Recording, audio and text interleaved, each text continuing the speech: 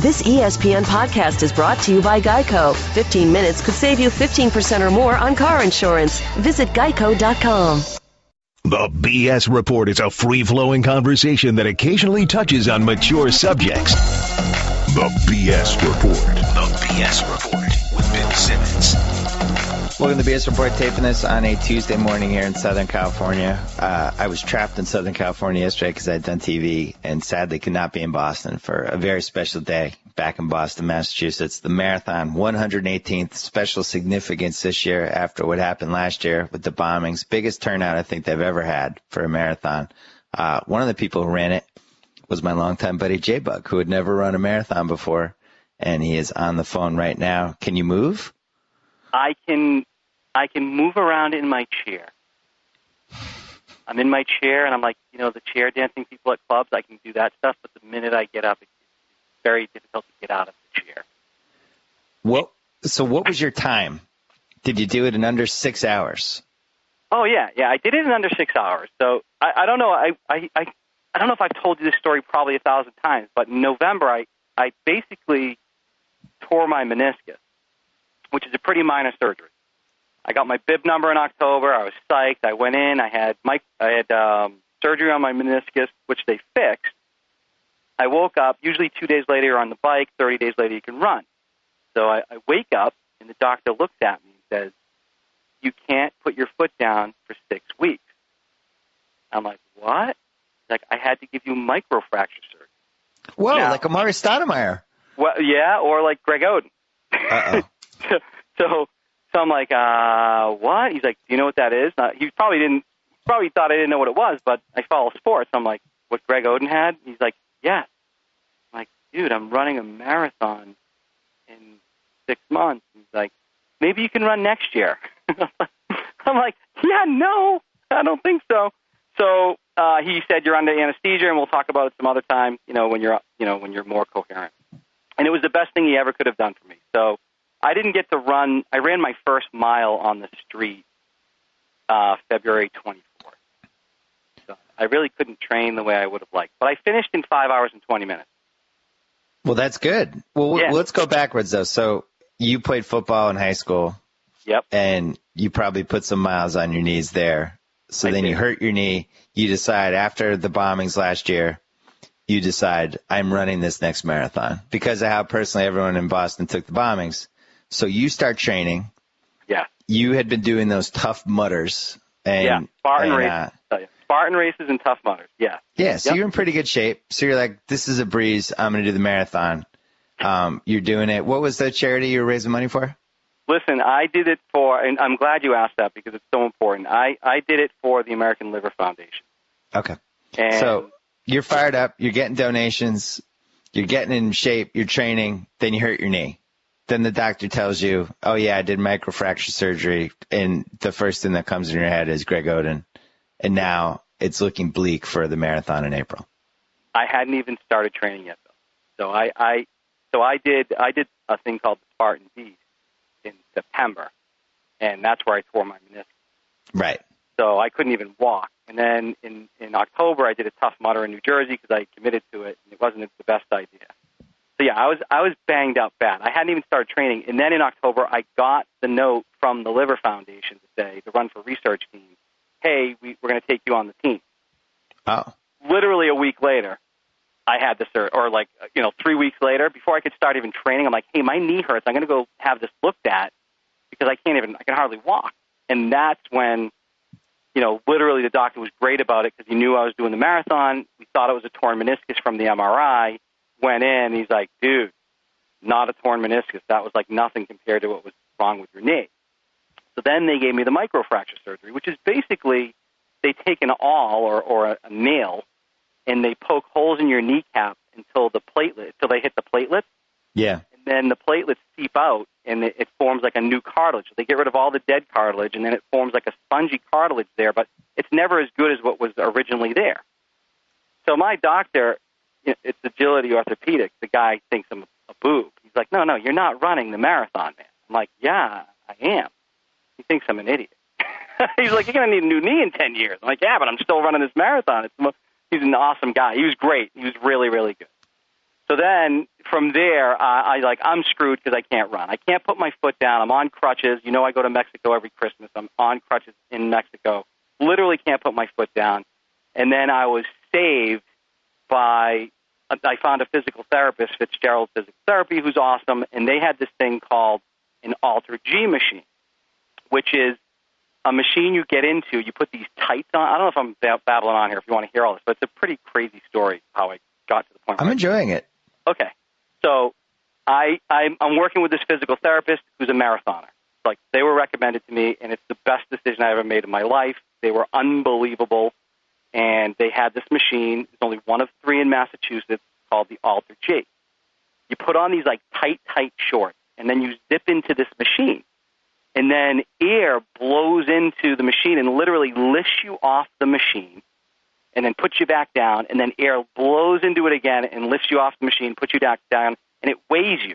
And then it calibrates your weight. So for me, starting in like mid-January, I was running at 70% of my body weight. It's like it was developed by NASA. So for people with major injuries, they can go onto this machine and get a cardio workout without putting any pressure on your joint. I always knew you were going to cross paths with NASA. I just didn't know how. Yeah, that's the only way. So thank God for them, right? So yeah. I basically was running on this Alter G machine for the first month, and then finally I'm like, okay, I'm doing all my training with the physical therapist, and they're like, okay, you can go for a mile run on the street. And I went for a mile run on the street. I did it. I got it out of the way. It was really awkward. My gait was horrible, but I did it. I'm like, all right, I think I can do this. And then from there, it was just... So it was like the next 7 weeks, you're just trying to get in shape enough to make it through this 26.2 mile course. Now, listen, Chris Herron did the same thing, but, I mean, I didn't, I wasn't found on a bathroom floor in a Dunkin' Donuts with a heroin overdose 10 years ago. So that guy, what he did, right, it's absolutely amazing. Like that, I read his story. That was just an unbelievable story. For me, I had bum knees. I wasn't able to train like I could have. The furthest I ran one 16-mile run. I couldn't do any more than that. And I think it had a little bit of effect yesterday because the first half of the marathon I did in 2 hours and 18 minutes. So that's a pretty good time I forgot one thing. One, I'm 243 pounds. And 2, it's a full marathon. I totally forgot about that. You have to run like the second half. Oh, yeah. It's tough when you do a good 12 miles and then there's 14 to go and it dawns on you. And there's this thing called Heartbreak Hill, which is, forgot about that thing too. Wait, let's go backwards. So you show up and the amount of people that ran this marathon was kind of staggering. I didn't totally, having been to the marathon, I don't even know how many times in my life, I didn't even totally understand how they were going to accommodate all the people that wanted to run. What was like the massive bodies at the start line? They did an unbelievable job. They had different corrals, like different waves, different corrals, but they did a really, really nice job. They had the athletes' village, and this year they allowed the buses to stay outside the village, so the charity teams could stay on their bus, which I did. And then like maybe an hour before the race, that's when I got off the bus and I was getting in and out of the bus doing push-ups and warming up and things like that, stretching. But once I got to the village, it's like, okay, game on, let's go. So you start walking towards the start line, and then you're like, well, I'm still walking. Oh, wait, it's there. It's like, oh, no, that's not there. That's just the place where you go to walk. I had to have walked another mile to a mile and a quarter just to get to the start line. What's the camaraderie like with all the runners? Awesome. Everyone's awesome. Everyone is so great and so supportive, and there's all different types, all different body types there. There's all different people that have had their own struggles, and you hear their stories, and it's absolutely amazing. I can't explain it. It's really good. Well, try to explain. Yeah, you were like me. We would watch the marathon, and we would drink beer, and we would eat, and we'd watch these idiots run by, and we'd think like, oh, my God, I'm never doing that. This is so much more fun to do this. Yeah. And now you ran a marathon. Yeah, I used to go to the Marathon Monday game every year and then stumble down and yell, ah! But this year I donated the tickets to the Liver Foundation, and raised a little extra money. So yeah, it was unbelievable. We should mention that too. You donated. You had World Series tickets to one of the 2013 Cardinals Red Sox games. You donated that as part of. I donated it, and the person that actually got the tickets was someone that you retweeted my raffle, and the guy's name is Chris Davis, and he's kept in touch with me ever since. That's great. He's awesome. He sent me a text yesterday. He sent me a text, on Sunday night, saying, "Hey, I'm thinking about you. I've been following you because I created like a donors page on Facebook where people, was updating people with what's going on, showing them how they drained my knee. Like took a picture of my fluid from my knee last week that they drained, and I had to have my knee drained. It was gross, but he's been following me, and it's been pretty awesome. He's become a friend. So he got the tickets. He took his wife, and they went to Game 6 of the Red Sox World Series, and it's really something I don't want to talk about anymore. Yeah, you ended up donating the World Series win. But on the other hand, I did. Let's not really talk about it anymore. It was nice to do, but let's not talk about it. It's a little bit of a bummer for me. The amount of good karma that you guaranteed yourself was probably worth more than the World Series being there, I think, though. Yeah. Wait, explain to people listening, because I think, the Boston, the 1-year anniversary was definitely covered in a national sense, and there were a million segments on ESPN, and there was a show and all that stuff. The one thing I don't really feel like transferred over in a lot of those shows, just because it was, I don't want to say it wasn't in there, but it's the one thing that I don't know if people totally understand is how personally everybody took it who grew up in Boston when the bombings happened. You lived in Massachusetts your entire life. You've never really not lived in Massachusetts, right? I lived in Montreal for a year, but yeah, I've been. Oh, that's right. Yeah. Try to explain how personally everyone took it. Oh, I can't explain it. It's something that I think you have to be from here. And if you're from outside the city, I would imagine it's annoying. Like if you're from another part of the country, you're probably like, oh man, enough already. 4 people lost it. Crystal Campbell, Martin Richard, I'm going to kill her name, but Lin Chi Lu and Sean Collier. They lost their life that day, and we all took it as if they were our brother or our sister. And it was something that we took very personal, and I think that the Boston Marathon, as you know, just living here, it's on Patriots Day. I mean, and it's a holiday here. It's like nowhere else is Patriots Day a holiday, and it's such a big event, and it was right from the get-go, maybe a week after or two, when they finally caught the guy, it was like, there's no way that they're going to destroy our event, and the big saying was, we're taking this back. We're taking back the marathon. And for me, I was 18 months ago, I was 296 pounds. I was a big guy. I lost a lot of weight, and I started to get in shape, and I just thought, I'm going to try and run this thing, and it's not for people that won't do it, because I was one of those people. I was fat, and I like to drink beer and eat ice cream, so I wouldn't do it. But for those that can't, it was definitely the mantra is like, let's do this for those that can. And everyone that was in the crowd that day, I think they have the same thing. Like, we're going to be here and support all these runners. You have to live here. I don't know if I'm even making any sense right now. I'm still a little. No, you hit like 89% of it. I think the other part that's in there is just that when you grow up in Boston, you just have this feeling that Boston is better than everyone else.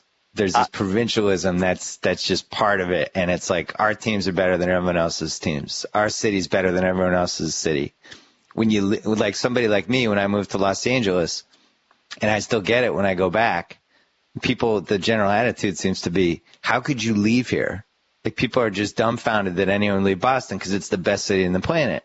Yeah. And for that marathon thing to happen, people took it so personally, like, how dare somebody do this? This is the best day in Boston every year, and somebody tried to ruin it. How dare they do this? It was just like that.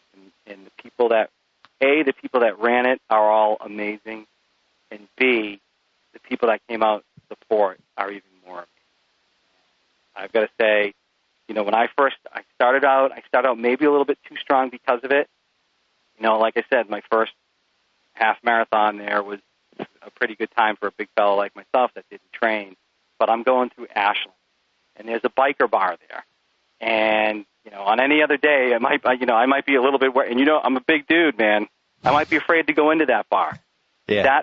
That place right there, I'm like, this is freaking awesome. They were going nuts. Big dudes covered in tattoos, like cheering you on. It was amazing. It was absolutely amazing. And for me, the crowd totally got me through it. The fact my kids were there, my wife and kids were at mile 17. I saw them. I needed them so much at that time. They've supported me so much and put up with me throughout this whole past year. And that was awesome. I got, around mile 15, I started getting like calf cramps. It was bad. And then mile 21, I had to go into a medical tent because you remember when Carrie was pregnant and around 8 months pregnant, and you put your hand on Zoe or Ben, on her belly, and you'd feel like their elbow moving across like a shark moving across the water. Yeah. That's what my calf was doing. There was a dude behind me that said, dude, not good. I'm like, yeah, I know. So I went into the medic tent, did some stretches. I wish I hadn't because it was just kind of a waste of time because all I needed to do was stretch it. And I could have done that on the street. Yeah. Started back up. Mile 23, I'm dying. I'm absolutely dying. There's a group of people there. I run over to them. This girl had a full beer. I'm like, is that beer cold?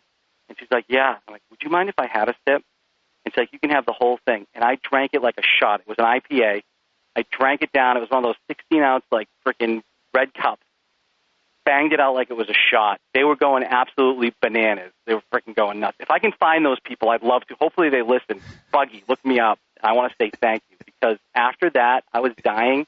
After that beer, I don't know if it was the carbs or the electrolytes or what's in it or just because I thought I was a badass chugging a beer at mile 23. I freaking scooted along. Mile 25, my whole family's there. I got down. I banged out 10 perfect form push-ups in front of them. They got it on video. That was awesome. And then I went and finished the marathon. And I think at that point, I was just there to have fun because I knew I wanted to beat 5 hours. It was just impossible for me to do it. So at that point, I'm like, I'm just going to have fun. And if I could have drank a beer from then, like every 100 yards for the rest of the way, I would have. But it was freaking awesome, man. It was pretty good. What was Heartbreak Hill like? I went up Heartbreak Hill, 70 yards, probably full steam sprint. And then I said, hey, why don't I just walk the rest of the way? Yeah. Yeah. You know what? I saw Danny Ainge on Heartbreak Hill, and I shook his hand and I said, thank you so much for everything you've done with the Celtics. And I think I scared him. He probably went and got some sanitizer right after I shook his hand. No question. And then a little further up was Bob Kraft, looking dapper as ever. And I'm like, Bob Kraft, thank you so much for the pats. Shook his hand. He was like, thank you. I said, I've been a season ticket holder since 94. He's like, then thank you. I'm like, he was awesome. So they were really good. And, I saw Teddy Bruschi run by. It was pretty neat. Like, it's one of those events. You have the local kind of celebrities that are out there on the street with everyone else. Donnie Wahlberg, all those guys. You left out the one part that I'm surprised didn't help carry you through the 26.2 miles, just knowing you. I'm amazed that you didn't attach yourself to some cute female runner, like who was like 20 yards ahead of you, that you were just kind of running after like a carrot. Well, that's what happened for the first 13. I came out too fast. Oh, so there was somebody in front of you. That was the problem. She was much faster than me. Just kidding, Dari. If you're going to listen to this, just kidding. Yeah, but come on. It's part of being the bug, though. Of course you were going to chase a couple, just the whole principle of it. It's kind of what you do, yeah. Yeah. You definitely follow the tails around, the bum, yeah. So you finish it, then you go to a tent, and they make sure you're not going to die in the next 10 minutes, right? They check your vitals. No. Dude, that's the worst thing ever, man. No, that is the one complaint I have. You finish the marathon, right? So right around Exeter Street, I think it is. I literally had to walk I think 200 yards to get my first, to get my medal. Then another 50 yards to get the little jacket thing they put on you. And then another 50 yards to get a thing of water. I think I didn't go into the medical tent after. That's for people that are really effed up. Yeah. I think I had to walk another mile after the finish line to get to the family area.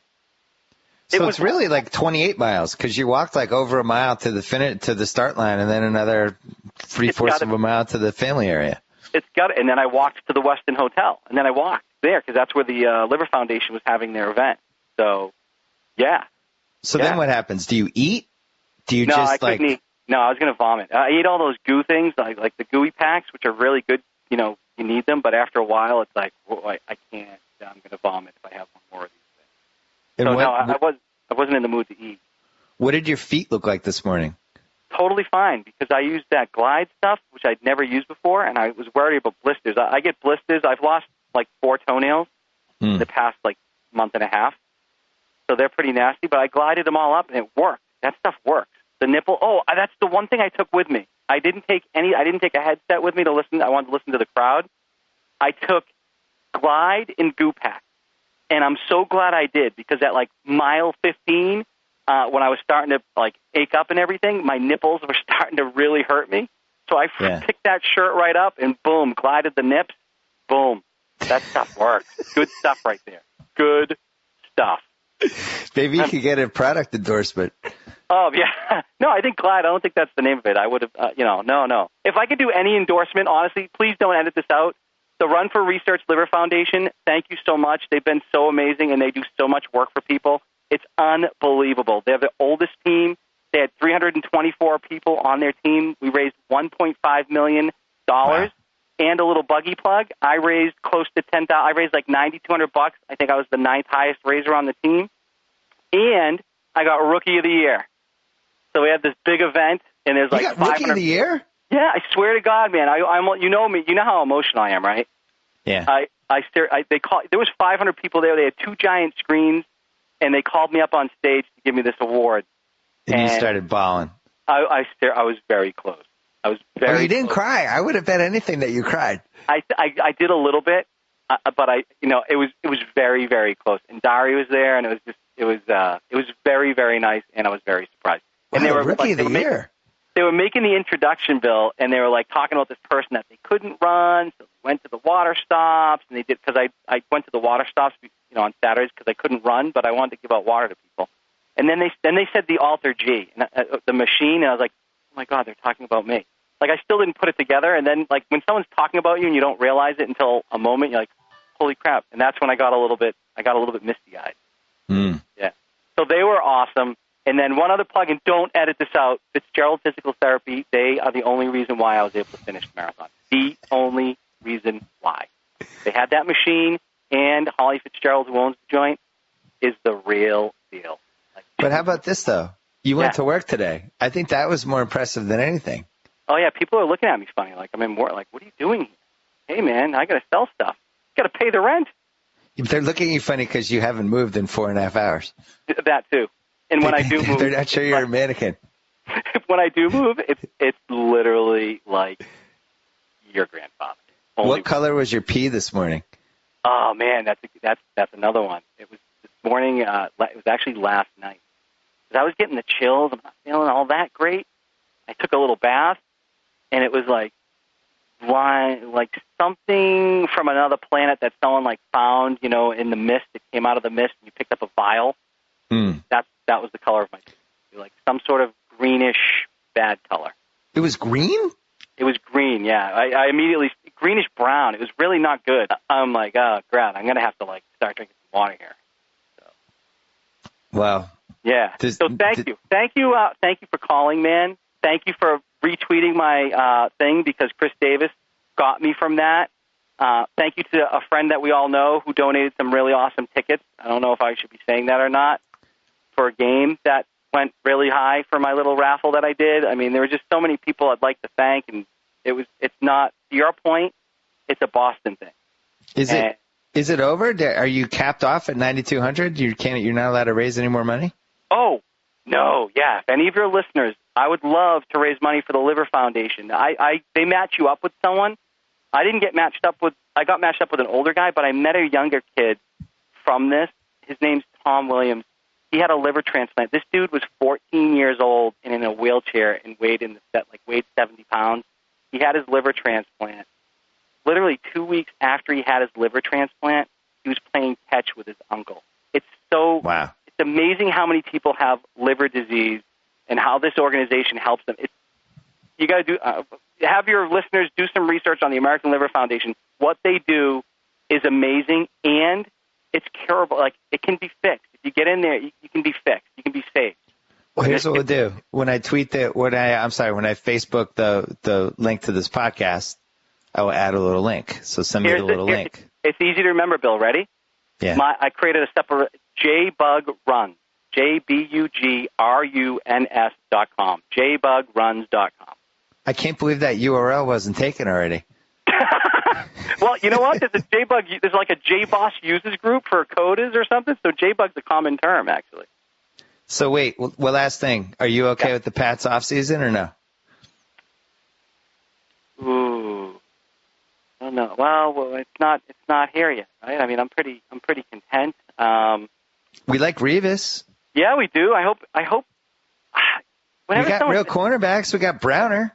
Whenever someone's been injured, like seriously injured, yeah, you never know if they're going to be the same. And I hope, and he's got that 1 year, so it's kind of like a 1 year contract. So you know he's going to be going all out, balls to the wall. But we'll see.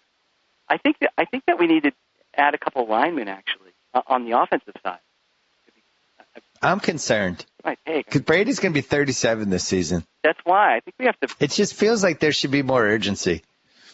You know what? At some point, he's just going to retire, and we're going to be like, "Wow, we never really, other than 2007, we never really threw all the assets. We never really totally went for it, except for 2007. 2007, I felt that whole time we're going for it.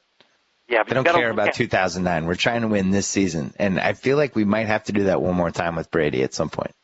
But think of it this way. I mean, you have to look at it from the way that they see it. If you go back and you look at the past 14 years, they've averaged like 10.8 wins a year. I know. They're all about They're all about protecting the long-term framework.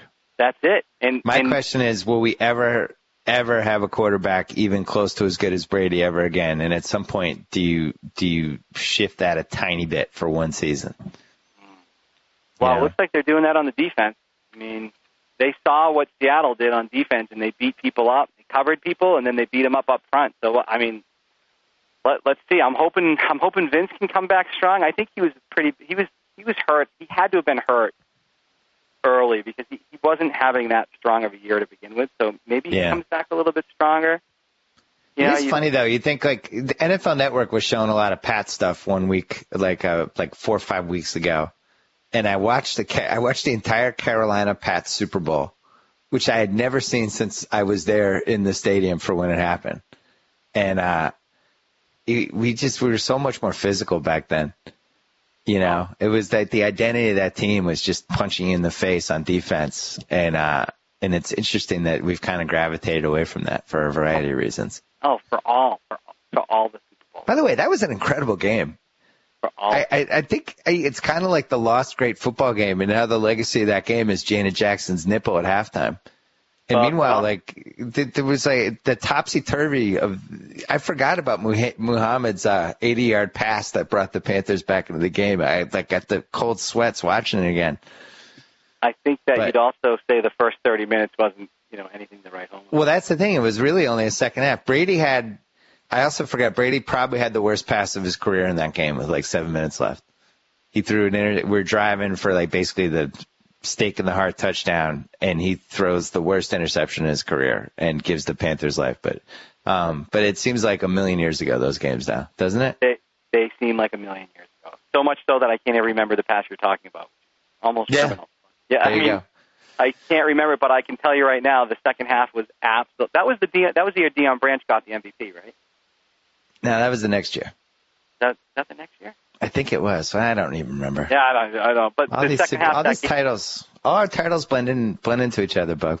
Yeah, except for that first one. Yeah. Congratulations. Thank you so much. I'm really proud of you. As your longtime friend, I'm very, very, very proud of you that you made it through, especially knowing some of the stuff you're going through with your knee. You were a proud representative of the city. Thank you so much. Boston strong, baby. I'll talk to you soon. Talk to you later. All right, we're going to call my dad, but before we do that, I wanted to mention Stamps.com, longtime sponsor of the BS Report. If you haven't checked out Stamps.com, please do so. Go to their page on the top right. You can put in the initials BS, and you get a whole bunch of stuff, including a scale and free postage. You can turn Stamps.com, it's your own personal post office. You never have to go to the post office again. Just print out your postage at home. Stamps.com, longtime friend of the BS Report, and now we are calling my dad. Dad, what's happening? Hi, Bill. How you doing? Tell me about the marathon. Oh, it was a very exciting day. It was kind of just what Boston needed in lots of ways. The weather, as you know, we've had a terrible winter up here, weather-wise. And even the spring has been a really poor spring. Almost can't think of many good days, and certainly not any warm days. But wouldn't you know, we had the most gorgeous day yesterday for the marathon. Probably mid-60s. From what I understand, a pretty good day to run. Certainly a great day to watch a marathon. They had the largest number of runners I think they've ever had, over 31,000, and you can't believe the excitement that was taking place in the city yesterday. Of course, for every runner who's not from Boston, there's family members, there's friends, supporters. This city was just hopping. And was it the most crowded you've seen the city? I've never seen it this crowded. It was so, you remember years ago, if we would go to the marathon, you'd walk down Boylston Street. You could walk to the finish line pretty easily to see. Well, it got so crowded that they wouldn't even allow people after a certain point to walk on Boylston Street. I think it's only the second time in history they closed down Newbury Street, which is the parallel street to car traffic. They closed down Newbury? Closed down Newbury. It was like a pedestrian thoroughfare, and it was terrific because all the restaurants were open, and they have a lot of restaurants, as you know, outside. And it was just a neat day. And then on top of that, people, there's a lot of murmuring going on about how the elite runners were doing, and suddenly there was a rumor going around that an American was leading, like going through Kenmore Square. So everybody was trying to grab a television set or follow it on a cell phone or wherever. And sure enough, he was leading, came around, that famous turn, you make that turn on Comm Ave toward Boylston, and he was really fading. It looked like two guys were going to catch him, and I don't know what fifth or sixth or seventh gear the guy went into, but he was able to hold them off, and he won. And it was crazy. That was one of the more exciting endings they've had. It was. I mean, it was on top of the fact that 4 women broke the Boston marathon record time-wise. I mean, that was also taking place, and I think from what I was watching on TV for the first, 2/3 of the race, the woman from Marblehead was in the lead, and then the famous hills near Boston College got to her. But that was exciting, too. It was a great day. It's one of those days, one of those special days, the reason why people live in a great city like Boston. So you feel like there's, I hate using the word closure, but it kind of bookended the horror of last year a little bit, it seems like. Well, I can't imagine the answer to that is yes for the people who were injured and for whom they have years and years of struggle ahead. But maybe so for many people living who were touched, peripherally or touched, didn't have a personal connection to an injury, but certainly lived through what Boston lived through. It did seem to certainly help with the healing process. Yep. Yeah. It was cool to watch even from 2,000 miles away. Although it was crazy that I was surprised that none of the major networks were televising it. I don't know if there were some rights issues or something, but it was on the Universal HD channel. Oh, that's interesting. It's the one that was carrying it. I thought for sure, Fox or ESPN, one of these would be carrying it. Maybe they have. I'm not sure what has happened. Maybe they sold the rights because years ago, not too long ago, actually, at least 3 or 4 of the the major Boston stations carried it. Yeah, now, all of them carried it. Now it's just one of them. Now only CBS carries it. So maybe, I'm not sure what happened there. I mean, there was a period of time where the late 90s, early 2000s, where the marathon lost a little bit of its popularity after it had its centennial. But, boy, it certainly has regained its popularity, and for all the reasons we know. And it was only on one channel here, and it wasn't a national channel. So I'm not surprised you had trouble finding it. I wonder if, like, in the last 12, 13 years or so, when, in general, people seem to be getting in better shape and doing all these different things and eating healthier. I wonder if it makes more people want to run the marathon. Probably does, right? That's part of it. I think the other thing that's happened that wasn't true, not very long ago is there are so many charities now, and charities getting a certain number of legitimate numbers, so people can actually run with a number as long as you raise a certain amount of money for that legitimate charity. And that was evident certainly yesterday. And we know two people who had never run the Boston Marathon before. This was the one they wanted to run. They got involved with raising money for a specific charity. These are people who finished somewhere between 4.5 hours and maybe 5 hours. So by no means elite runners. Yeah. Maybe people who jog, used to run a little bit more when they were younger, and they've taken it up again. And I can think of, again, these two people. They got in great shape in order to run this marathon, because this is a tough marathon, as you know. Yeah, it's also that the whole charity thing lends itself to the internet really nicely. And if, like, you're trying to raise people, you do it on your Facebook or whatever you're using social media wise, and it's easier than just calling people one by one. And that's a good point. I know we got contacted through Facebook, and I think the way the internet now allows you to reconnect with people from previous stages of your life. Yeah, it may be a little easier to raise the amount of money that you minimally need in order to run for a charity, but and it's easier to give money on the internet too. Yeah, I think in addition, because this was viewed as such an important marathon for the healing process in Boston, the number of elite runners from around the world, I don't think they've ever had such a composition of elite runners, both in the male and the female ends of the race, as they did yesterday. That's interesting. That was neat. And the prize money. I mean, tremendous amount of money now, and additional money if you break the course record. And again, 4 women broke the course record in one race yesterday. The men's race was a little slower, interestingly, for some reason.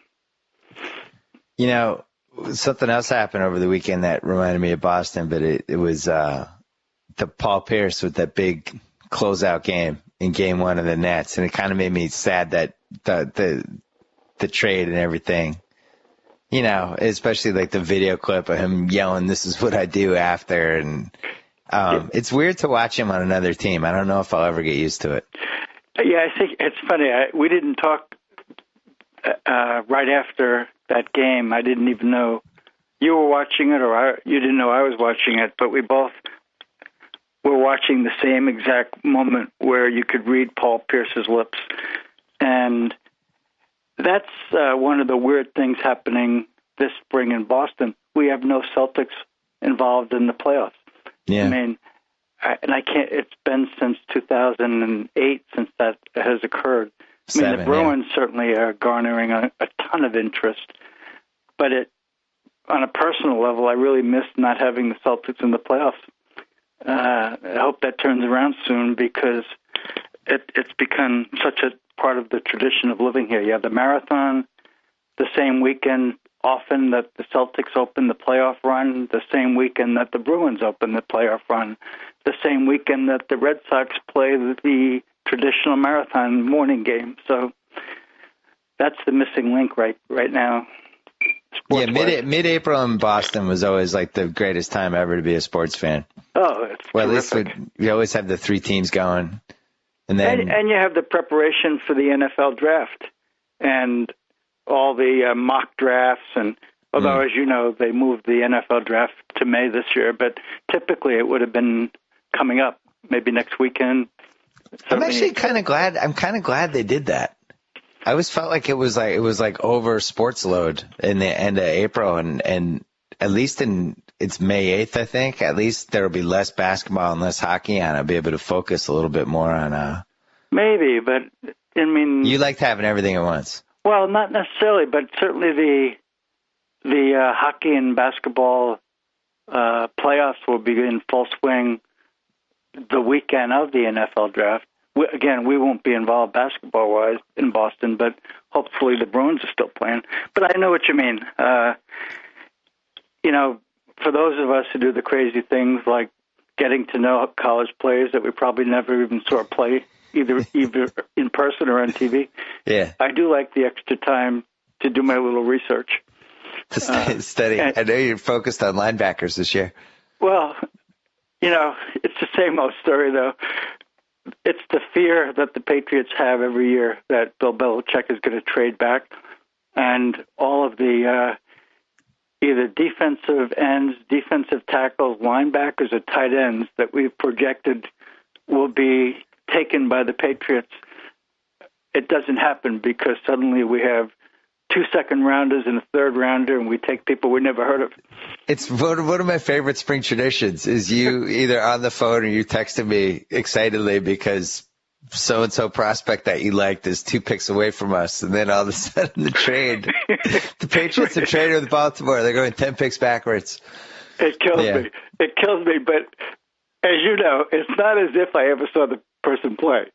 I know, but you get your heart set on people. The one year they threw the curveball and they traded the other way. They traded up. And it was the most excited I've ever heard you during a draft for Chandler Jones. It was really exciting. We traded up. We ended up with 2 studs, one of whom has really played well and one of whom hopefully Hightower will come through in the next couple of years. But, yeah, that was an unusual draft. That's not Bill Belichick's typical modus operandi.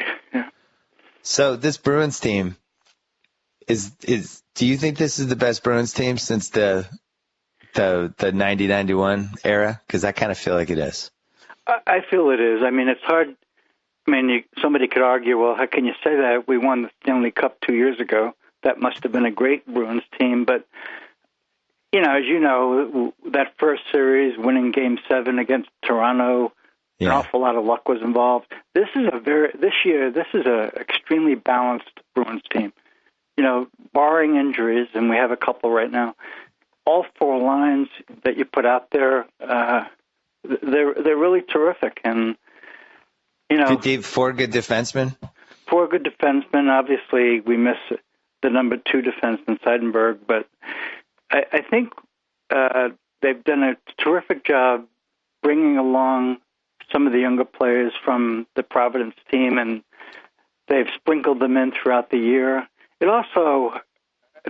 It's a great chemistry team from everything I can see from the outside. So you've gotten over the Tyler Seguin trade then? I'm not sure about that. I'm not sure that the chemistry still wouldn't have been good with Tyler Seguin there, and I'm not sure in 2 or 3 years you and I are going to be swearing at the general manager for having made that trade, but yeah, for those of you listening, my dad took that trade very personally. He doesn't like when our teams give up on somebody too soon, which maybe they didn't. Too soon. The kid was 21 years old. He should have been if he was an American college player, he wouldn't have even graduated from college yet. I know. They gave up on him. It's really tough. By the way, he only had 37 goals this year. Well, it's really tough to decide that somebody is who they are at age 21. You really have to see some things you didn't like to just be like, we got to get rid of this guy. Yeah, I mean, I use you as an example. I mean, you can't give up on somebody at 21 years old. I mean, or in my potential. Case, 31. But, you didn't want to play the Red Wings, though. You were just afraid of the uniforms. The tradition, too, an original 6 team. They have The guy who scored the winning goal in Game 1 is terrifying, and absolutely could have been on the Canadians in the late 70s. Terrifying. He looks like I can't say his name, but he's terrifying. Flying down the middle of the ice, and he terrified us 35 years ago. They have another guy too. Who's the other guy they really have that's terrific? I don't know. They're just uniformly scary. Yeah, they are. Their defensemen maybe don't match up as well, and maybe that's where we'll be able to steal one of the next two games in Detroit. I hope so.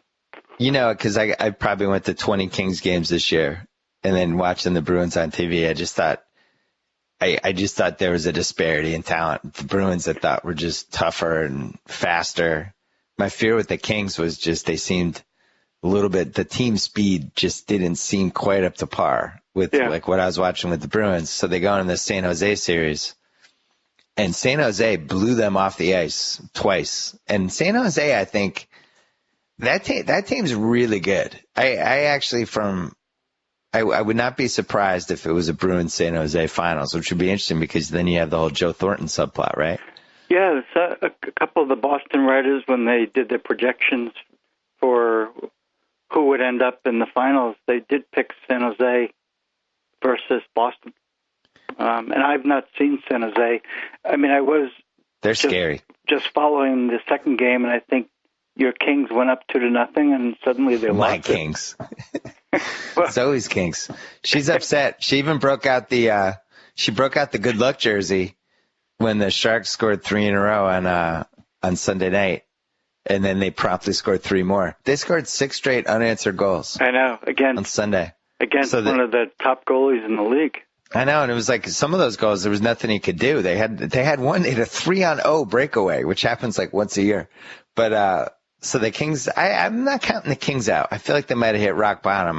But I do think they're a little slow. And I was kind of laughing though, because one of the games I went to with Zoe was against San Jose a couple years ago, and that was my first experience of your daughter banging on the ice behind the goalie, chanting, and it happened to be this Niemi. Yeah, she loves Niemi. Niemi's her arch enemy. Yeah, not that I was embarrassed, but it was different.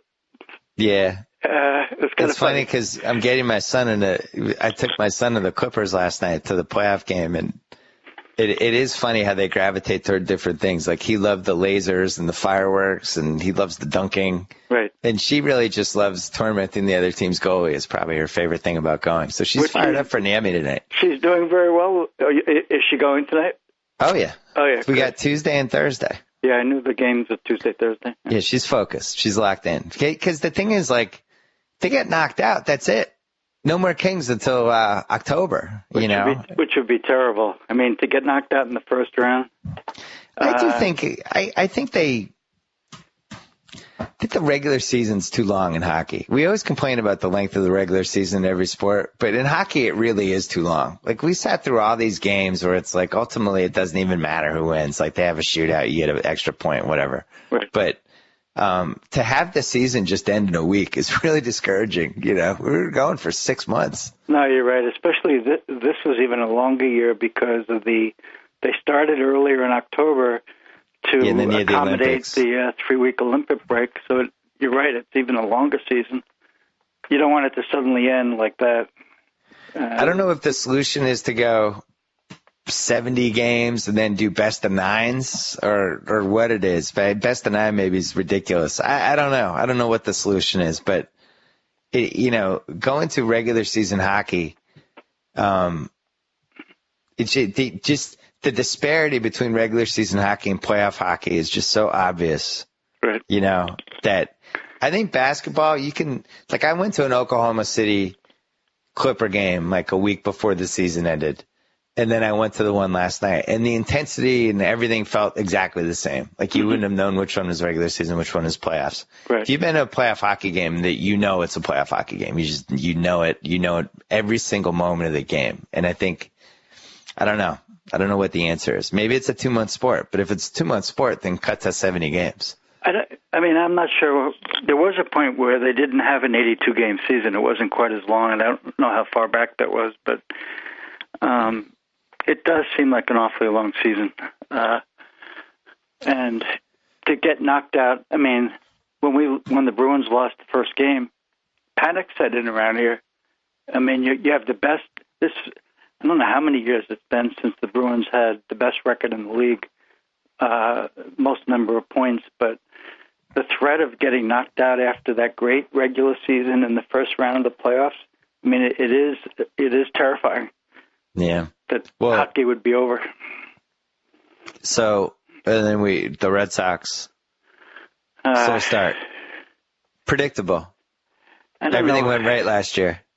Everything went right, and they obviously have a major question without an answer so far regarding Buchholz. He looked terrible yesterday.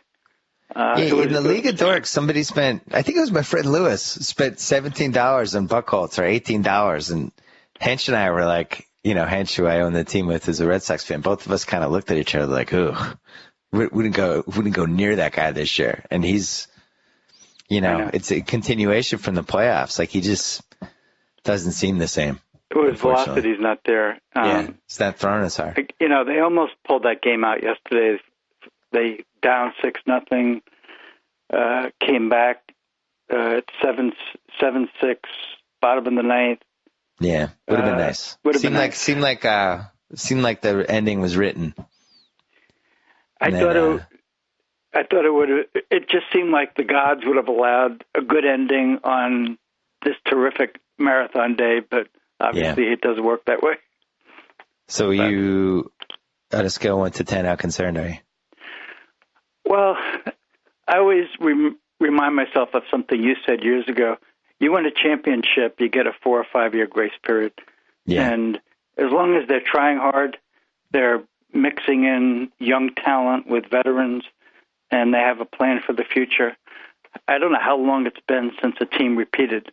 I'm more concerned, not so much are we going to be able to repeat this year, but last year, I mean, we're making errors this year. Our starting pitching hasn't been as consistent. We have some real holes in the lineup hitting-wise. Yeah. You have people like Nava, who got off to a terrible start. Predictable. You just wonder if they're going to have to make some moves, and not necessarily with the goal of winning it this year, but getting things in place for the next year. I mean, they have some great kids in the minor leagues. When do you bring them up? Yeah, for once we're just ridiculously loaded with the kind of guys that we've, Henry Owens and these people. Well, they have that guy you and I love, although neither one of us has ever seen him play, Mookie Betts. Yeah.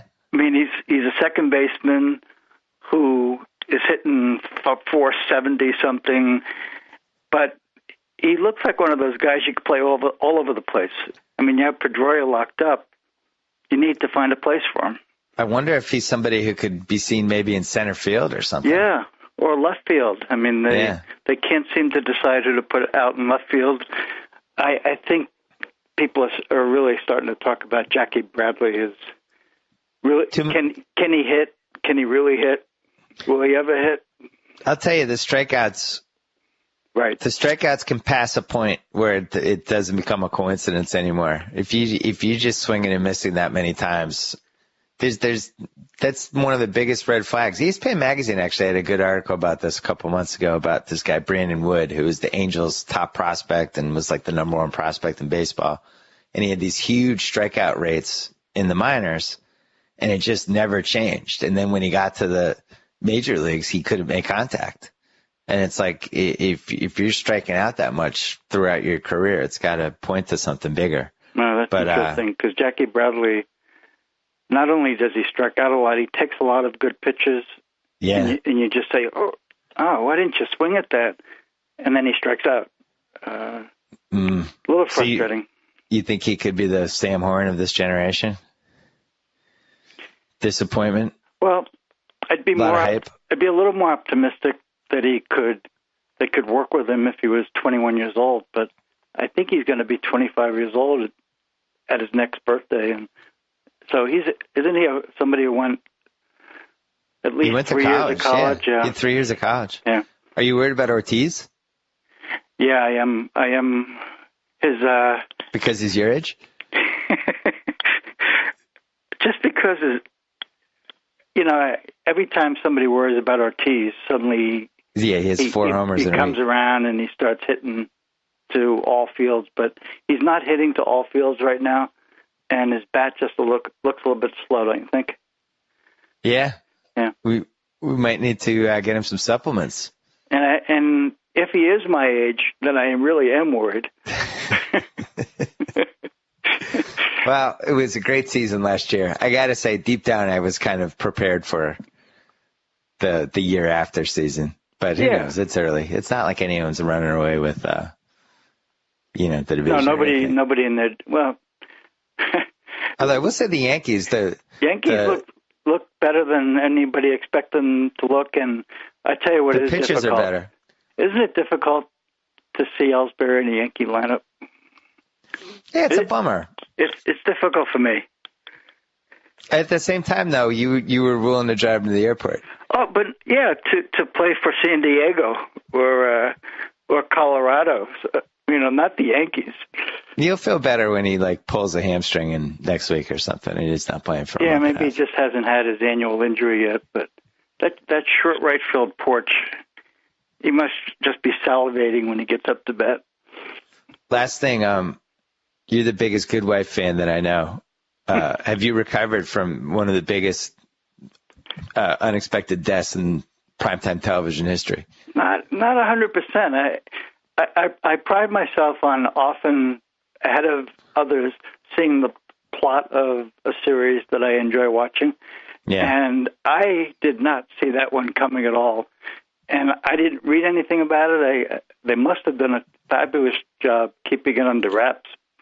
Because they did. Nobody knew. Nobody I knew, nothing I've read told me that it was out there ahead of time. And when it happened, I was just stunned. And of course, including this past Sunday night, I think the next 3 episodes have been terrific. It's one of my favorite shows. I know that you don't really watch it, but if you were a watcher of that series and were watching the night that killing happened, you would have been in shock. So what are your power rankings? Because I always joke about how you're basically the CBS demo.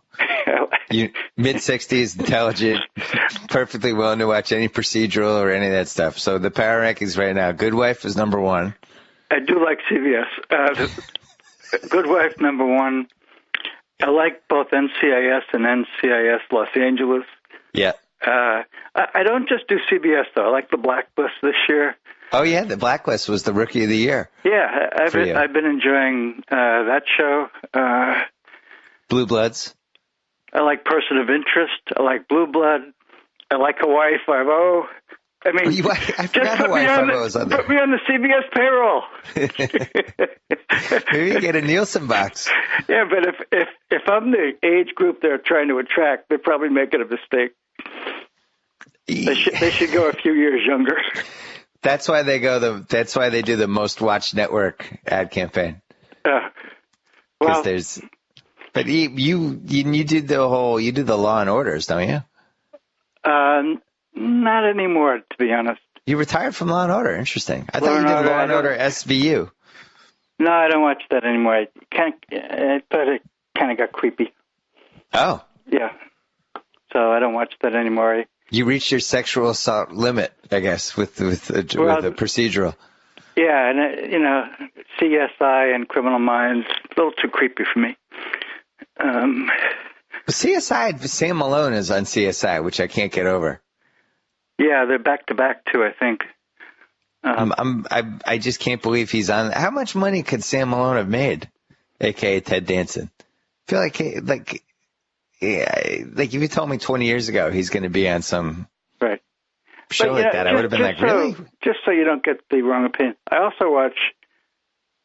love Justified, and you don't watch. Oh yeah, Justified. That's your favorite. Justified's your favorite show. Justified is just terrific. It just ended. I have to wait now until next season, but that was terrific. I watched The Bridge. I thought that was terrific. What about The Americans? The American, I really enjoy. I watch that every Wednesday. Chicago PD, great show. I need to get you away from cable. You need to watch some of the terrific shows that are on normal TV. What's interesting, though, is you do FX, but you won't do AMC. You're like weirdly cable brand loyal. I don't get that part. And you won't watch Game of Thrones. You won't watch Mad Men. I don't know why. It's not that I won't watch. When I didn't get involved in the beginning, I felt like I could never catch up. I mean, the only reason I was able to watch 5 years of The Wire was because I locked myself in the room for a week, didn't shave, ate candy bars, and watched all 5 seasons. That was really fun. I enjoyed that week. That was great. You just texted me random things. Oh, my God, so-and-so's dead. Yeah. My wife kept coming in and saying, you have to go to bed. It's 3 in the morning. This episode ends. You can't go to bed. You have to see what happens in the next episode. Yeah, the next one like that for you is going to be Breaking Bad. I think you're the last person in America who hasn't watched Breaking Bad. Maybe. That's another one of those where you're up at 3 in the morning. If I can find a week where I can hibernate and not talk to anybody and sustain myself on candy bars again. Well, you might have it if the Bruins get knocked out early, because then you won't have any playoff teams. You have a 500 Red Sox team. You're going to need some binge watching. Yeah, that's when it could happen. Great day for Boston yesterday. I'm glad the weather was perfect and it sounded like it was an awesome day. Wish I could have been there. Your friend Roy Anderson's son stayed at our house. Yeah, finished. So it was an exciting day on a personal level too. And the Jbug, who was the guest before you. Ran? Yeah, he finished. Oh, I did not know that. Yeah, finished on a bum knee and everything. Anyway, all right, Dad. I will talk to you this week. Thanks for coming. I'll talk to you later in the week. Okay, take care. Bye-bye. Bye. So I get to sign off. Whoa. Thank you for downloading the BS Report with Bill Simmons. Too much fun. Check out more podcasts at the iTunes Music Store or at Podcenter at ESPNradio.com. Peace out. Geico presents Strange Savings Stories.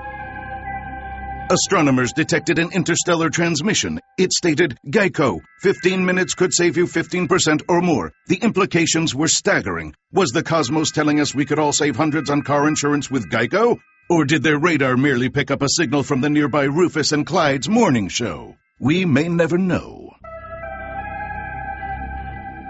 Geico. 15 minutes could save you 15% or more on car insurance.